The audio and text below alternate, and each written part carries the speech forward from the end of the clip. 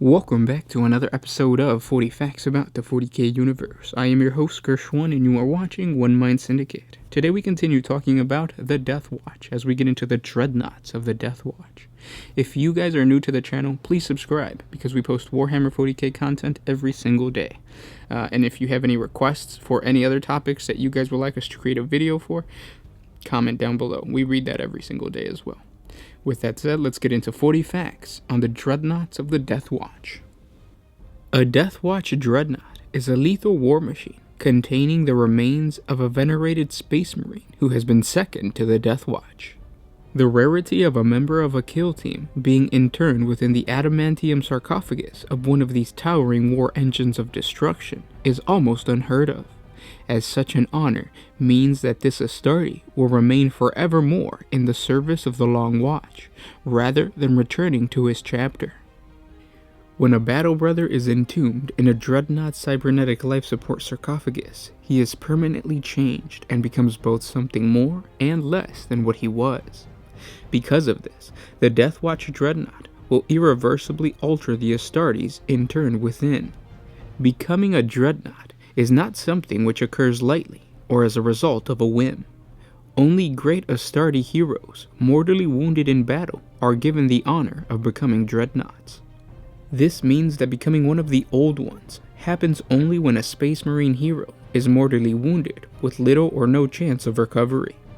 The process is also long and involved and takes an inordinate amount of time, changing the newly created Dreadnought's relationship with the rest of the former kill team. The process of becoming a Dreadnought, combined with the extended periods of inactivity, when the Dreadnought is kept in a slumbering state between battles, diminishes the interned Astarte's mind, wearing away memories and jumbling up facts and time. For an Old One to accept that what he remembers as happening only yesterday actually happened centuries ago is often difficult for his mind to accept, as is waking up and realizing that all the battle brothers he once knew are most likely long since lost to the Emperor's peace.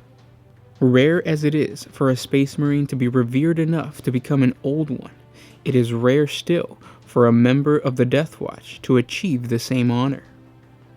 The circumstances of the small unit actions undertaken by the Deathwatch kill teams often make it impossible to retrieve a fatally injured battle brother and intern him within a Dreadnought cybernetic life support sarcophagus in time to be transported to a watch fortress.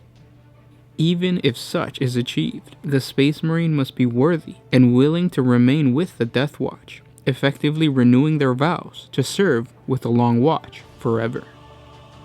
Permission must be sought and received from the Space Marine's own chapter, so that he may remain with the Deathwatch. Should all these difficulties be overcome, the armored form of a Deathwatch Old One is placed in a great sepulchre with others of its kind in one of a handful of hidden watch fortresses. There, the Old One will sleep away the centuries until the Tech Marines awake him to seek his knowledge or send him into battle once more. The Deathwatch possess only a handful of Dreadnoughts in fortresses scattered across the galaxy, and many Old Ones have been preserved for their unique knowledge of how to combat different Xeno species effectively. At other times, Old Ones remain in their sepulchre as bodily repositories of lore concerning old campaigns against extinct Xenos and kill team operations of centuries past. Thanks to the ferociousness and fighting skills of the venerated Space Marine hero that pilots it, the Dreadnought is more than the sum of its weapons and armor. Each Dreadnought bears the remains of one of the Old Ones, a mighty battle brother who has suffered grievous wounds in past battles and has been saved by interment in a life support sarcophagus. Within this armored coffin, the Old One's flesh is preserved by fluids and his mind linked with mechanical senses that allow him to perceive the world around him. And of course, when deciding to preserve a fallen battle brother, the decision is not taken lightly, for it is a great honor to be deemed worthy to continue to fight in the name of the Emperor. The creation of a Dreadnought is a matter of great ceremony for a chapter, marking the rebirth of the Old One to the Emperor's service once more as a fighting warrior, albeit with metal limbs and fusion reactors for a heart. A chapter's dreadnoughts are amongst its holiest relics of a bygone era, living links in a great chain of history that binds its members together and spans the millennia since its founding. They are walking icons, for a chapter's battle brothers will fight more ferociously whenever in the presence. Beyond this inspirational effect, the wisdom and experience of the Old One is a mighty weapon in its own right. A dreadnought has learned the enemy's ways in countless previous engagements, such that every trick and strategy is laid bare. As an icon on the battle, or a bulwark on the defense, a dreadnought is of incalculable value to any commander bold enough to heed the Old One's advice and place it in the forefront of the action. If a dreadnought should lay low in combat, it is considered a terrible stain on the honor of the chapter for it not to recapture the wreckage so that the dreadnought body can be painstakingly reconstructed later. The value of an Old One's knowledge to the Deathwatch cannot be overestimated. Across the vast volume of space overseen by the Deathwatch, contacts with some species of alien can come centuries apart, making an eyewitness to previous encounters invaluable. On other occasions, warp storms will slack to reveal whole star systems unseen by man for millennia, but still remembered by the Old Ones that fought there long ago. In the past, Xenos thought long extinct have emerged from the dust to assail humankind once more, and the Old Ones have been able to vividly recall every detail of them, every strength and weakness they revealed, and each blow struck to lay them low. In all these circumstances, an Old One can bring incredible clarity and sharp-eyed perspectives to the dry reports and corrupted records that can be unearthed from musty data vaults, when such testimony can be found at all. It is a rare and valued kill team that is accompanied by a Deathwatch Dreadnought into the field. Such a precious resource is only risked at times of great peril, and on missions that would be doomed to failure without their unique capabilities. Most Deathwatch Dreadnoughts make use of the traditional weapon configurations handed down over uncounted centuries, like the Power Claws on heavy flamers, or the Furibundas with its twin-link las cannon and Cyclone missile launcher. At times of special needs, however, Deathwatch Forge Masters have created many of their own armament variants based on these sacred designs, but more suited to exceptional environments and practical Xeno foe. In ages past, Deathwatch Dreadnoughts have been equipped with siege hammers expressly for the purpose of overcoming orc fortifications, outfitted with quad autocannons for bringing down Eldar raiders, and mounted with additional flamer batteries to clearing herd warrens.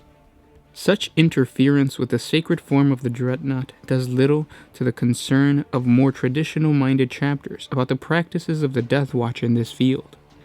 A kill team blessed with Dreadnought support can face some unique challenges. A silent approach, for example, becomes almost impossible without extensive use of stunters or other specialist equipment. The local terrain must also be capable of supporting the tremendous weight of a war machine. In practice, a Dreadnought is commonly kept in reserve, coordinating operations from an orbital vessel. Once the enemy has been located, the Dreadnought is normally inserted directly into combat via a drop pod, Thunderhawk gunship, or teleportation. There are very few Space Marine Dreadnoughts in service to the Deathwatch.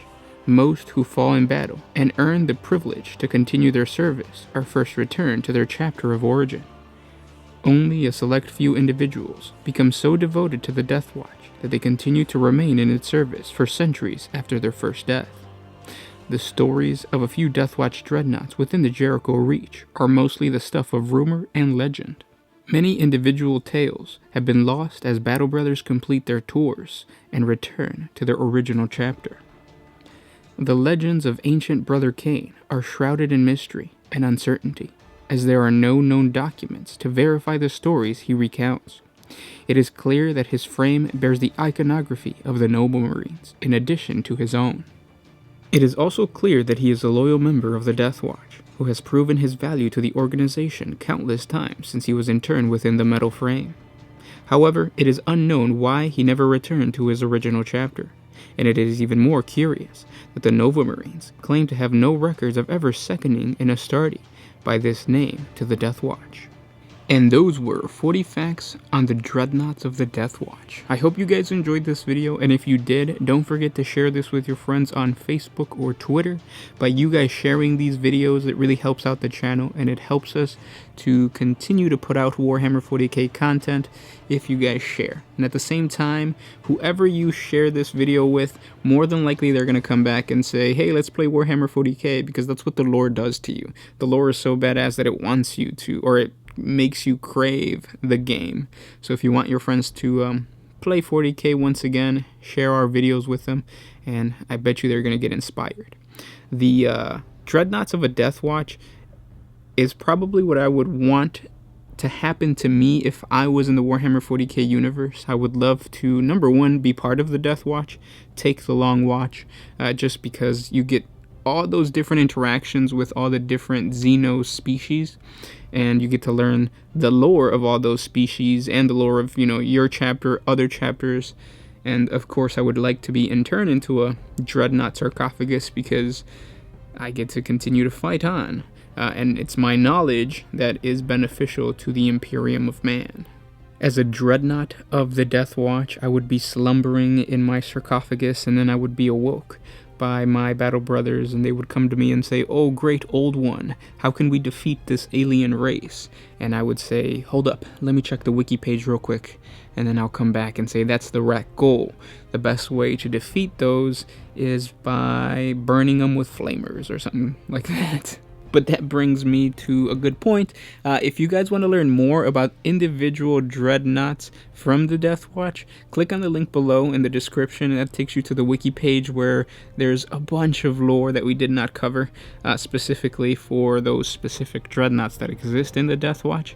So you can continue learning the lore on there.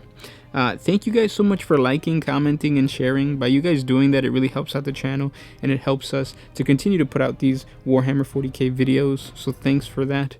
And with that said, don't forget to check out the other video that we posted today about the Deathwatch Keepers, I believe. So if you have not checked that out, click the link, and I'll see you tomorrow. This was Gershwin with One Mind Syndicate, signing out.